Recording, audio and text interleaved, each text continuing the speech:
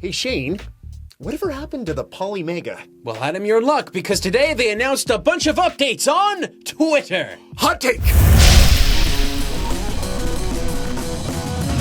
We talked about the Polymega in the past. That's right, but it's been a long time since we've talked about them. In fact, it's been so long that we've lost the table that we originally used to speak behind. Yeah. It's been that long. Now, this is kind of unfortunate because I like to hear from companies as things are going on. Oh, really? Yeah. You like to hear from the people that have Kickstarters that are developing things? Yeah. It's nice, right? Typically, when there's like a Kickstarter or an Indiegogo, the companies kind of send out some kind of update every couple of weeks or so. I work on an Indiegogo and Kickstarter campaign right now called All Controller, and we're constantly releasing updates regularly. Now, some companies out there simply don't say anything at all, and Polymega is one of those companies that basically hadn't really been talking much because they didn't go on Kickstarter, they didn't go on Indiegogo, they did a campaign straight from their website. Mm-hmm. Now, for those of you that don't know and hadn't seen our previous episodes, Polymega, or Playmaji, which is actually the name of the company, is releasing a system called Polymega.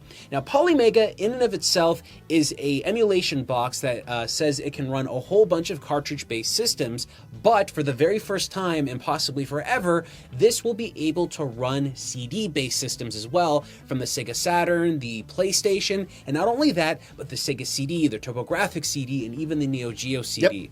It's a very wide-reaching sort of emulation console. One thing we do need to note is that it's modular in design. The base model of the Polymega runs your CD-based stuff, some of the things that you just mentioned. But if you want to play cart-based games, like your SNES or some Famicom cartridges or whatever, you have to have separate modules that you click into the Polymega itself. Yeah, so it'll basically, from what we can see, it pops out from the top, and you'll have the ability to put cartridges on the top, but that also gives you the ability to use the controllers and things. Right. So it's built into the modules. Yeah, so there's a little bit more going on to it than just the cartridge slot itself. But with that in mind, you don't need that to play any of these CD-based games from what we can tell, because apparently the CD drive is included on the base unit. So that means that when you buy this thing straight out of the box, you should be able to play a bunch of really classic old disc-based systems. Right, and that's basically what this system is. It is a box, like the elevator pitch is. The Polymega is this box where you can have your entire library at your fingertips. The Polymega, you're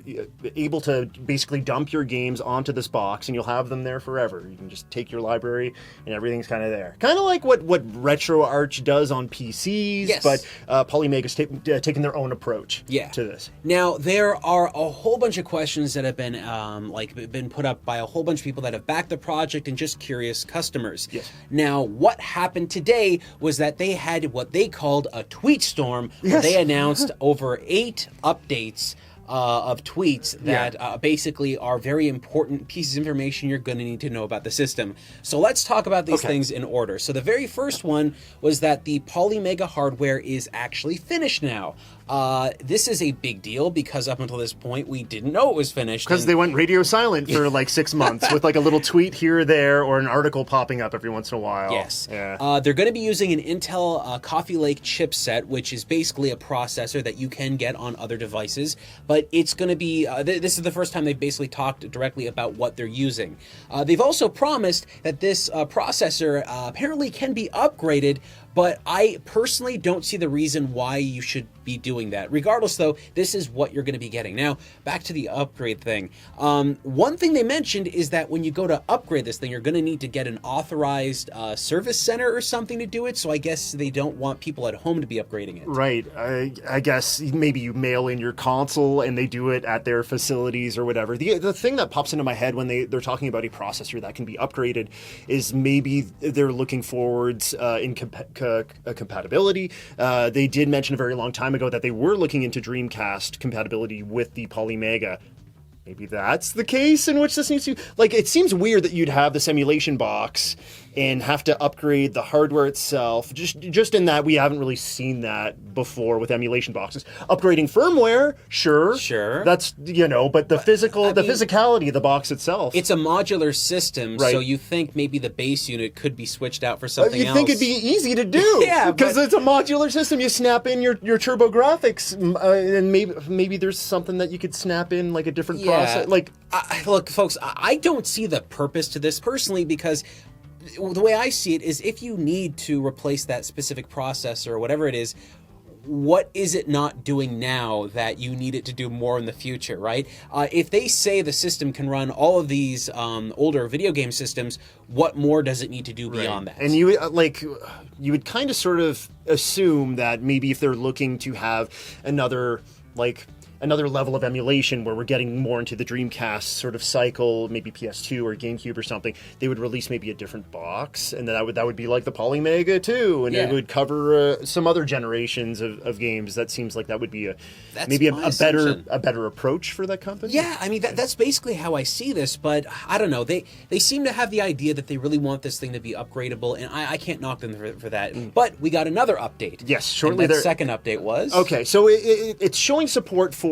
You're better with this than me. It's showing support for a new form of memory, something that's super duper quick. Do you want to explain the type of memory that's in there? So I'm going to read this off the screen. It's an NVMe M.2 2280 SSD. You did a good job. Okay.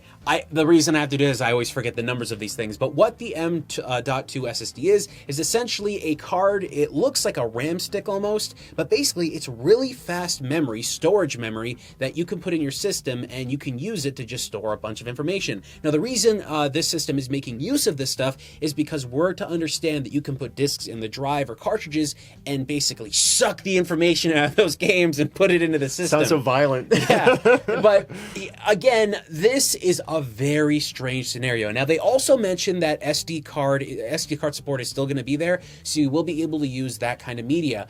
But when it comes to M.2, in my opinion, that's overkill. I do have devices that utilize this format of storage, but it is very, very fast, and I personally don't believe you're going to see any native kind of benefits from using something like that with these older style games. Keep in mind, for anything that is cartridge-based, very few of those cartridge-based games are really big. And that's even moving forward to the N64, right? It's still relatively small file sizes there. One thing that I'm kind of wondering here is maybe this is part of their looking forward future-proofing, where they're like, well, you might be updating your processor, and then maybe when we have more capabilities, then you're going to need this. Or it could also feed into, we do know that Polymega is going to have a store, like an online store. We don't know what games are going to be there or how it could possibly be using hardware in the future. Yeah. M.2 storage isn't a bad thing. I would have preferred to see an additional option for just regular SSD support.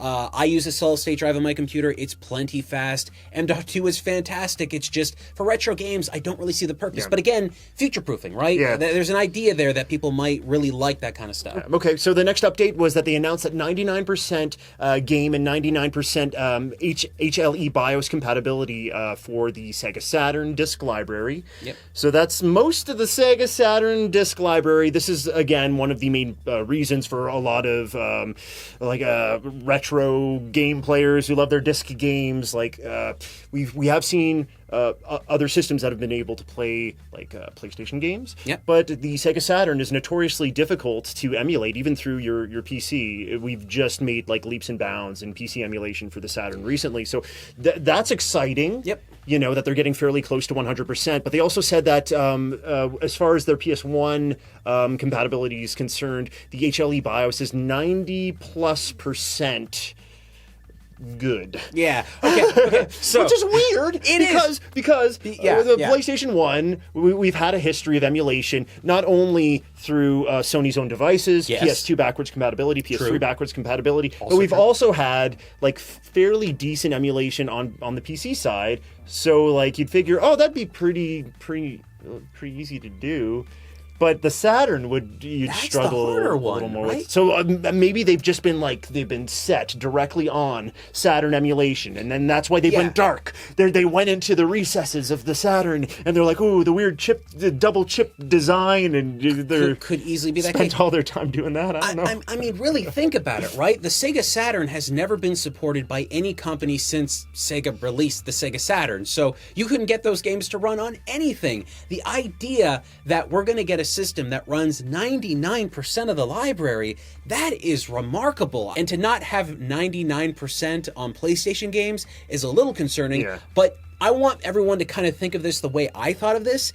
you still can play PlayStation 1 discs off the PlayStation 2, off the original PlayStations if you have them, but for high definition purposes, every PlayStation 3 console sold out there that I'm aware of, even the ones that are newer, still have the ability to play PlayStation 1 games. They do have compatibility. So as far as like this announcement or this update is concerned, it's great because it's like a juicy headline, right? It's an emulation box that you can play your Sega Saturn discs on. We've seen, like you mentioned, all these backwards compatible Sony systems. We have decent PC emulation, and we've even had the crud that is the PlayStation Classic. So we have had access to some of that old library. Sega Saturn, not so much, man. Yes, but it doesn't stop there.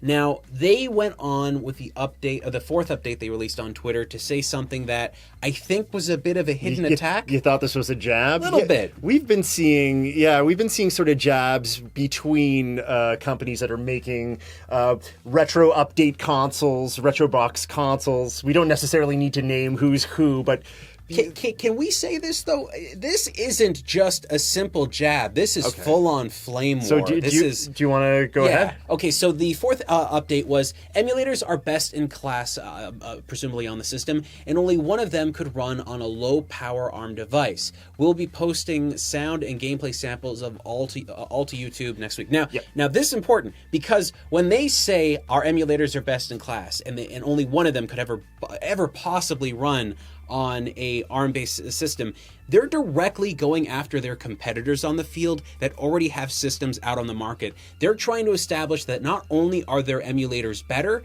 but our emulators wouldn't even be able to run on their consoles. They're not powerful enough. Yeah, so that's a jab, but I don't know if this is really needed.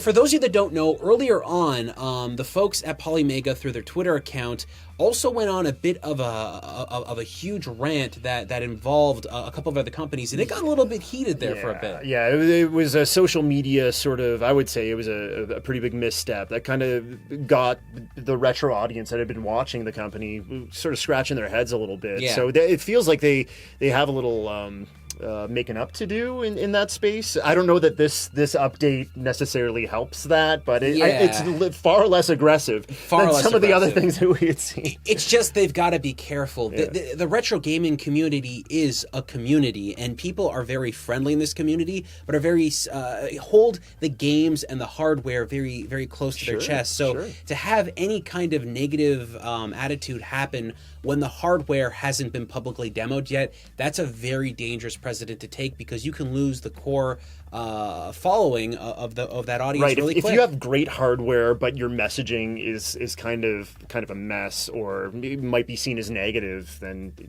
you're not going to have the same traction as some of these other companies. That's true. Now, how about the fifth update? The fifth update is the SNES Emulator. That is going to be one of the modules. It has expansion chip support for SA1, Super FX, CX4, DSP 1.2 variants, and they're all implemented properly. Yep, and they also mentioned an additional one after that as well. What's that? I think it was like the sound chip. Right. We were looking at footage earlier. It's the sound chip in some games. I believe it was Star Ocean, and I believe also Tales of Fantasia used the same thing, and that was in Japan. So they're saying that basically everything's going to run on this system. They're not saying 100%, which I think would have been just easier than they do. But they're saying basically everything on here is going to run. You could read through this tweet and basically say, well, they didn't say Super FX 2, and whatever. I believe that I would be shocked if they weren't capable of running every SNES game out there, because emulating of those games isn't that really difficult. But there are some issues that we were thinking about, because we still don't know how this system is running games. Initially, when we were talking about analog-based system, or analog systems, so that's the Super NT and stuff like that, those are FPGA-based systems, and when you put the cartridge in the system, it runs the game directly through the cartridge. Because this is an emulation system, we assume it's dumping the game, so that means it's taking the game straight from the cartridge and putting it into internal storage and running it from there. But we aren't 100% certain on that right now. And the messaging has been it's been difficult to to get that information, because when Polymega was first announced, and when they're kind of talking about the internals, they did say that there was going to be an FPGA chip in it, and then it was eventually removed, and then it became one of the sort of it wasn't whatever their funding campaign. It became one of their goals was to get an FPGA chip, I believe, in the Famicom module. So there are FPGA chips floating around, possibly going to be in modules for the Polymega, but there isn't one in the base model itself. And yeah, if there isn't an FPGA chip in there, I'm assuming that things are getting dumped. We don't know. There was messaging that said that they would be able to read things off the disc and play it, but then we're not sure about that either. Yeah. Now, I mean, that's just the thing. It's complex. It's difficult. There are ways to do things without FPGA chips. FPGA chips are not like the end-all, be-all solution. There's other things that you can do, but it's just kind of weird messaging right now. We don't know 100% how everything works, so we are still unknowledgeable on that, but we do want to learn, and we didn't get any answers to that definitively on their updates. Right. So they had another update, which we think was the reason why all these updates happened. Yeah, we had a sneaking suspicion that a few of these might have been softening the blow for something, and this next one isn't, right? Yep. Unfortunately, so update number 6 was bad news. 14 nanometer supply shortages are affecting the ship date, in line behind larger companies. Target is summer for receiving most of the CPUs and shipping them. Press preview units and pre-orders will be shipped when received. So that basically tells us that the newer processor that they're saying they're going to use, that has a shortage that they can't access right away. So it's going to put a delay on the system that I think many people that have backed the system, many people that are supporting them, were kind of assuming it was just going to happen when no wording was coming out from the company. Right. I think a blow like this would have been taken a little bit more lightly if there wasn't already a bit of a tumultuous sort of sea set by some of the social media stuff that happened. Yes. It seemed like there was quite a bit of negative backlash from this one update because people are already like, well, what's going on? It seems like things are not being run as professionally, or at least the social media presence of the company isn't quite as professional. Now, the other 2 updates basically just talked about how they're going to be showing off the system at GDC. They're going to be uploading some YouTube videos, and they're also going to be showcasing some abilities like, well, here's the sounds really good on the Super Nintendo. Here's we're going to have some demos. Do you have any suggestions? So there's a lot of stuff like that that's in play, but realistically, the most important updates are the ones we just told you right now. Yep. Adam, are you more confident in the Polymega now than you were 6 months ago? That's the thing about hearing about a product for the first time. Now, I know the Polymega, it was announced even before we had heard about it. It was under a different name. But when we did see that first announcement video, the first hot take that we did on the Polymega, yeah, it was that fresh new thing in my eyes. I hadn't seen it before. And I was like, oh, this is great. As someone who collects CD-based games heavily, like I have a pretty decent PS1 collection, I'm like, no, perfect. Like, I want to be able, even if it's just dumping the games onto this box, I need this. Yeah. Like, I'll take everything, and then it'll be a simple way to set up an HD console to my television and be able to play my entire library. I was very positive at that moment. But yeah, as things have gone on, when you have a void of no messaging and then some sort of funkiness in some of the social media stuff, yeah, I was a bit disheartened, and I still am. I'm eagerly awaiting what they show off at GDC, because I do believe that it is a product that they seem pretty confident in. So I'm hoping that confidence is proven. Yeah. When they show things off. Pretty much, right? Right now, the most important thing for the Polymega team is to not necessarily be talking about what this thing is. Show us everything without cuts. Show us what the system's capable of doing, and you might earn back more and more of the positive vibes. Yeah. For me personally, when it comes to supporting any kind of hardware, there are a couple of factors that come into play. Has this company released hardware in the past? Was that hardware good? Right. Have they been showing working demos and examples of their hardware just operating with reasonable accessibility to understand that what you're seeing is active? And those are the only ways I will ever support or back a company with my own dollar, because it's scary. Right now with Kickstarter and Indiegogo, you got tons of companies coming out that are promising the world, and very few happen to deliver. You mentioned that you have to be able to see the hardware running, and you just reminded me that another thing that has caused people to question what the Polymega team has been saying their console can do is that they did show off footage of it was Sega Rally, right? They showed off footage of Sega Rally in one of their trailers, and then it was later found out that footage could only have been taken from an arcade, the arcade version of the game, not necessarily the Saturn version. So yeah, what you just said, they have to show like the console running things and a TV there because of that mixed messaging. They did go back and show footage of supposedly the console running Sega Rally natively, yeah. But we only saw what was the screen capture. That's true. That's true. So. Look, I think that I'm more trusting of Polymega than not, but or the brand, like the actual concept of the system itself. But I think one of the big problems that I've had is that there seems to be a lot, and I mean a lot, of mixed messaging coming out from the Playmaji company. The Playmaji is the company. Yeah. So I just want them to kind of secure the messaging, get it tight, get it understood, and put it out there so everyone can understand exactly what they're getting into. I don't think they're out to scam people. There's a lot of stuff they've already done that would be confusing to me if they were trying to scam people at this point. And I think going to places like GDC, where they're going to be showing press and actual gamers and developers in hand that are there. Remember, GDC is not like E3. GDC is game developers. It's people like that. So you're going to be showing those people the system. If they see anything wrong, they will scream about it. So that's a very safe move for them if they think that that's going to be the best solution for them. But look, we don't know exactly what's happening yet. We don't have a secure release date or anything, but there might be things happening, and there's going to be things going on very soon that they're going to be showing off on YouTube. But folks, do you believe that the Polymega is going to be a system that actually arrives on store shelves and in your mailbox, or do you think that maybe it's not going to happen?